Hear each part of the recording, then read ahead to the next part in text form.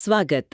आज हम कमलेश्वर के बहुत ही चर्चित उपन्यास कितने पाकिस्तान के कुछ अहम हिस्सों पर बात करने वाले हैं।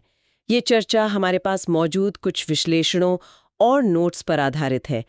कोशिश रहेगी कि हम उपन्यास और उसके जो गहरे विचार हैं उनको थोड़ा और समझ सकें। हाँ, तो हमारा मकसद क्या है? ये समझना कि भाई पाकिस्तान सिर्फ एक ज्योग्राफिकल एंटिटी नहीं है, नक्शे पर एक लकीर भर नहीं, सही। बल्कि ये एक सोच है, एक मानसिकता है, अलगाव की, बंटवारे की, और ये हमारे इतिहास में, समाज में मतलब बार बार उभरती है। बिल्कुल। तो देखते हैं ये स्रोत हमें इस काफी पेचीदा विषय पर क्या रोशनी डालते हैं। चलिए शुरू करते हैं। हाँ, और ये जानना जरूरी है कि ये उपन्यास सिर्फ 1947 के पार्टीशन तक ही सीमित नहीं है, जैसा अक्सर सोच लिया जाता है। अच्छा। ये उससे कहीं गहरा सवाल पूछता है। क्या ये बंटवारे की जो सोच है, ये हम बनाम वो वाली, क्या ये हमारे अंदर, हमारे इतिहास में हमेशा से ही चलती आ रही है? इन स्रोतों के हिसाब से देखिए, उपन्यास की शुरुआत ही एक मिस्ट्री से होती है। एक इतिहासकार हैं कुलभूषण, वो इन्हीं सवालों से जूझ रहे हैं और वो अचानक गायब हो जाते हैं। गायब हो जाते हैं। हाँ, उनका लापता होना ही कहानी को आगे बढ़ाता है। और फिर कथावाचक, जो शायद जैसा आपने कहा खुद लेखक का ही एक रिफ्लेक्शन है, वो कुलभूषण की डायरी, उनके बिखरे हुए नोट्स, इनके सहारे इस खोज में उतरता है। जी। और दिलचस्प बात यह है, जैसा कि स्रोत बताते हैं, कि कुलभूषण जिस आइडिया पर काम कर रहे थे वो काफी कंट्रोवर्शियल था। हाँ, बिल्कुल। उसका जो मूल तर्क था, जो इन विश्लेषणों में भी उभर कर आता है, वो ये था कि 1947 का विभाजन कोई अचानक हुई घटना नहीं थी। अच्छा। ये उस मानसिकता का, उस सोच का नतीजा था जिसकी जड़ें सदियों पुरानी हैं, शायद उतनी ही पुरानी जितनी इंसान की फितरत है, दूसरे को अलग, पराया समझने की। और कुलभूषण ने इतिहास को खंगाला। ऐसे कई पल ढूंढे जहां ये पाकिस्तान वाली मानसिकता, विभाजन, नफरत, अलगाव, ये साफ पनपती हुई दिखती है। हाँ, इन स्रोतों में कुछ उदाहरण भी दिए हैं, जैसे महाभारत का जिक्र है। हाँ, महाभारत का युद्ध सोचिए, एक ही परिवार, एक ही खानदान के लोग दो हिस्सों में बट गए, कौरव और पांडव। हाँ। और उसका अंजाम कितना भयानक, कितना विनाशकारी था। ये दिखाता है कि बंटवारा सिर्फ देशों या कौमों के बीच नहीं होता, ये एक परिवार के अंदर भी हो सकता है। सही बात है। फिर अशोक का उदाहरण है, जो बहुत सोचने पर मजबूर करता है। अशोक, वो कैसे? अशोक का उदाहरण विभाजन की मानसिकता से कैसे जुड़ा? स्रोत इस बात पर जोर देते हैं कि अशोक का उदाहरण दिखाता है कि विभाजन की मानसिकता सिर्फ समूहों के बीच नहीं, बल्कि एक व्यक्ति के भीतर भी काम कर सकती है। एक ही इंसान के अंदर? हाँ, कलिंग युद्ध से पहले का वो क्रूर साम्राज्यवादी अशोक, और युद्ध के बाद का वो शांति और अहिंसा की बात करने वाला अशोक। ऐसा लगता है जैसे एक ही व्यक्ति में दो बिल्कुल अलग बटी हुई चेतनाएं रह रही हों। ये तो दिलचस्प नजरिया है, और मुगल काल से भी उदाहरण है शायद। हाँ, बिल्कुल। अकबर की कोशिशें थीं सबको साथ लाने की, दीन इलाही जैसा प्रयोग भी किया। जी। लेकिन उसी के बेटे सलीम ने, जहांगीर ने बगावत कर दी। साम्राज्य के केंद्र में ही एक तरह का विभाजन खड़ा हो गया। यानी घर में ही। हाँ, और फिर औरंगजेब की नीतियां, उन्होंने तो शियाओं, सूफियों, हिंदुओं के बीच ऐसी दीवारें खड़ी की, धार्मिक दीवारें, जिनका असर शायद आज भी महसूस होता है। सही। ये तो साफ तौर पर एक धार्मिक पाकिस्तान बनाने जैसा था। और यहीं पर कुलभूषण का वो मूल तर्क, वो कोर आर्ग्यूमेंट सामने आता है, जिस पर ये उपन्यास टिका है। क्या है वो तर्क? कि जमीन पर भौगोलिक पाकिस्तान बनने से पहले करोड़ों इंसानों के जहन में, उनकी सोच में न जाने कितने ही मानसिक पाकिस्तान बन चुके थे। मानसिक पाकिस्तान। हाँ, 1947 तो बस उन अंदरूनी दरारों का, उन विभाजनों का एक बाहरी भौगोलिक प्रकटीकरण था। ये बहुत गहरी बात है। बंटवारा पहले सोच में होता है, जमीन पर बाद में। बिल्कुल। और ये विश्लेषण सिर्फ गुजरे जमाने तक ही नहीं रुकता। कुलभूषण के इन्हीं विचारों से प्रेरणा लेकर कथावाचक खुद अपने समय में, अपने आसपास की जिंदगी में ऐसे ही बंटवारे, ऐसे ही पाकिस्तान ढूंढने लगता है। अच्छा। और यहीं उपन्यास का स्ट्रक्चर बदलता है। जैसा स्रोत बताते हैं, कहानी सीधी नहीं चलती। अतीत और वर्तमान, कल्पना और हकीकत, इतिहास और मिथक, सब घुल-मिल जाते हैं। तो कथावाचक को आज के समय में अपने आसपास कहाँ-कहाँ ये पाकिस्तान नजर आते हैं? कई जगह, जैसे सांप्रदायिकता, एक ही शहर में सालों से साथ रहते आए हिंदू मुसलमान दंगों के वक्त कैसे अचानक एक दूसरे के दुश्मन बन जाते हैं। हाँ, ये तो हम देखते हैं। ये धर्म के नाम पर बना पाकिस्तान है। फिर जातिवाद, जाति के नाम पर विभाजन। हाँ, ऊंच नीच का भेद, गांव देहात में, शहरों में भी वो न दिखने वाली लेकिन बहुत मजबूत दीवारें। चाय के अलग गिलास, पानी के अलग स्रोत, रास्ते अलग। ये एक सामाजिक पाकिस्तान है। फिर राजनीति में विचारधारा के नाम पर गुटबंदी। बिल्कुल, राजनीतिक दल और उनके समर्थक कैसे अपनी आइडियोलॉजी को ही देशभक्ति मान लेते हैं और हर असहमत होने वाले को देशद्रोही करार दे देते हैं। हाँ, ये आजकल बहुत ज्यादा है। बहस की जगह नफरत, ये एक राजनीतिक पाकिस्तान है।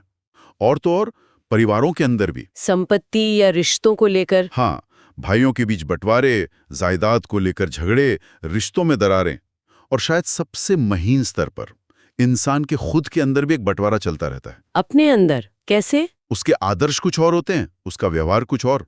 कथनी और करनी का फर्क, मन और कर्म के बीच की खाई, ये एक तरह का अंदरूनी पाकिस्तान है। इन सब विभाजनों को महसूस करते हुए उपन्यास में एक बहुत ही शक्तिशाली कल्पना आती है, एक ऐतिहासिक अदालत की। इसके बारे में स्रोत क्या बताते हैं? हाँ, ये उपन्यास के सबसे मेमोरेबल हिस्सों में से है। एक काल्पनिक अदालत लगती है और उसमें इतिहास के बड़े बड़े नाम कटघरे में खड़े किए जाते हैं। मोहम्मद बिन कासिम से लेकर महमूद गजनवी, पृथ्वीराज चौहान, अकबर, औरंगजेब, शिवाजी, टीपू सुल्तान, और फिर मॉडर्न दौर के माउंटबेटन, जिन्ना, गांधी, नेहरू, सब। और अदालत का सवाल क्या होता है? सवाल सीधा है, बताओ इस बंटवारे का, इस पाकिस्तान बनने का जिम्मेदार कौन है? और क्या कोई जिम्मेदारी लेता है? ये तो त्रासदी है, कोई नहीं लेता। कोई नहीं। सब अपनी सफाई देते हैं, दूसरों पर इल्जाम लगाते हैं। माउंटबेटन कांग्रेस और लीग पर ठिकरा फोड़ते हैं, लीग कांग्रेस पर, कांग्रेस अंग्रेजों पर। ये सिलसिला पीछे इतिहास तक चला जाता है। बाप रे! ये सीन बहुत पावरफुल तरीके से दिखाता है कि बंटवारे की जिम्मेदारी इतनी बड़ी और फैली हुई है कि उसे किसी एक व्यक्ति या घटना या समुदाय के सिर पर नहीं मर सकते। ये एक सामूहिक ऐतिहासिक अपराध जैसा है जिसकी जड़ें बहुत गहरी हैं। जब कथावाचक इन सब ऐतिहासिक और समकालीन विभाजनों से गुजर रहा होता है, तभी कहानी में एक और ट्विस्ट आता है। कुलभूषण लौट आता है। हाँ, रहस्यमयी तरीके से वो वापस आ जाता है, लेकिन वो पहले जैसा नहीं है। वो किताबी कीड़ा इतिहासकार नहीं रहा। अच्छा, क्या बदलाव आता है उसमें? ऐसा लगता है जैसे उसने सिर्फ इतिहास पढ़ा नहीं, बल्कि विभाजन की उस मानसिकता को जिया है, भोगा है, उसका अनुभव किया है। वो बताता है कि उसे एक अदृश्य गिरोह ने अगवा कर लिया था। अदृश्य गिरोह?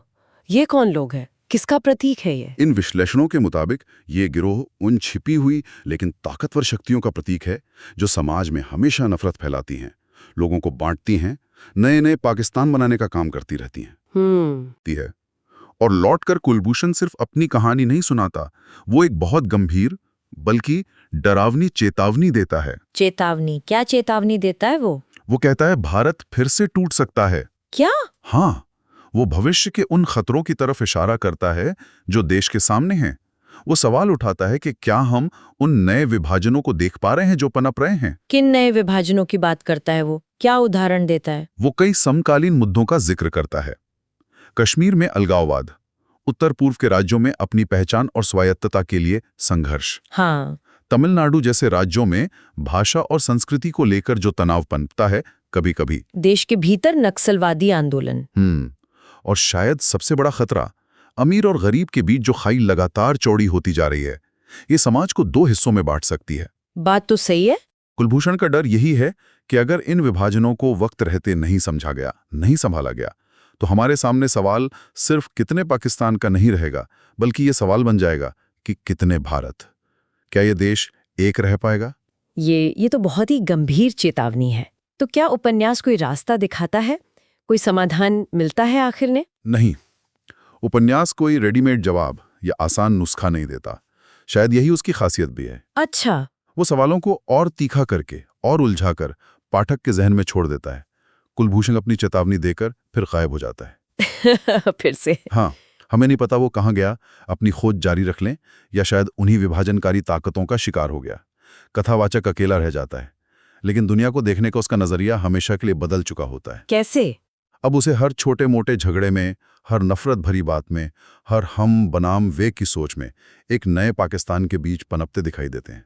तो फिर संदेश क्या है उपन्यास का, अगर कोई समाधान नहीं है तो? संदेश मेरे ख्याल से साफ है। असली लड़ाई बाहर नहीं, भीतर है। भीतर? मतलब हमारे अंदर। हाँ, असली दुश्मन सरहदों के पार नहीं, हमारी अपनी सोच के अंदर बैठा है। ये जो दूसरे को बर्दाश्त न करने की प्रवृत्ति है, उसे शक से देखने की, उसे अपने से कम समझने की, जब तक हम इससे नहीं लड़ेंगे तब तक नए नए पाकिस्तान बनते रहेंगे, चाहे वो जमीन पर बने, समाज में बने या हमारे दिमागों में। और इन स्रोतों में उपन्यास की शैली, उसके लिखने के तरीके पर भी कुछ कहा गया है कि ये सीधी सादी कहानी नहीं है। हाँ, उसकी शैली भी अपने आप में बहुत अलग है, बहुत अनूठी है। ये कोई ऐसी कहानी नहीं जो शुरू से अंत तक एक लाइन में चले, जिसे टेक्निकल भाषा में नॉन लीनियर नैरेटिव कहते हैं। मतलब आसान शब्दों में। मतलब इसमें इतिहास, मिथक, कल्पना, यथार्थ सब आपस में ऐसे गुंथे हुए हैं कि पाठक को एक बिल्कुल अलग तरह का अनुभव मिलता है, सोचने पर मजबूर करने वाला। समय कभी आगे भागता है, कभी पीछे चला जाता है, कभी हकीकत और फैंटेसी की लकीरें धुंधली हो जाती हैं। और ये भी बात सामने आई कि 70 के दशक में लिखा गया ये उपन्यास आज के समय में और भी ज्यादा प्रासंगिक और भी ज्यादा रेलेवेंट हो गया है। बिल्कुल, बहुत ज्यादा।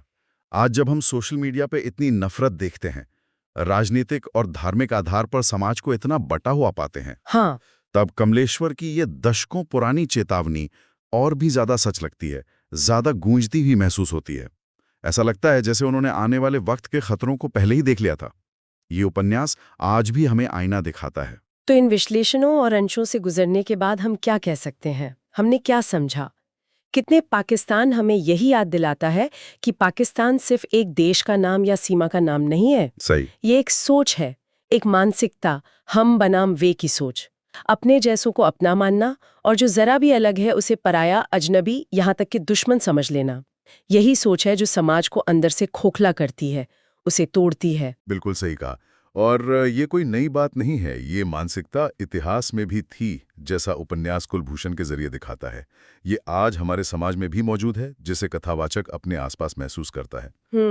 और जैसा कुलभूषण ने चेताया, ये भविष्य में भी नए, शायद और भी खतरनाक रूप ले सकती है।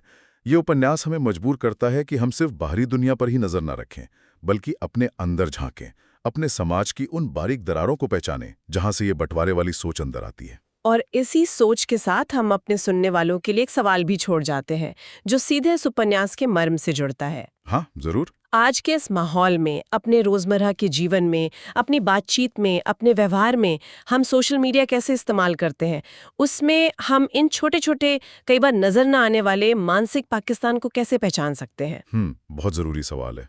और उससे भी बड़ा सवाल ये कि इन्हें बनने से, इन्हें और मजबूत होने से हम कैसे रोक सकते हैं?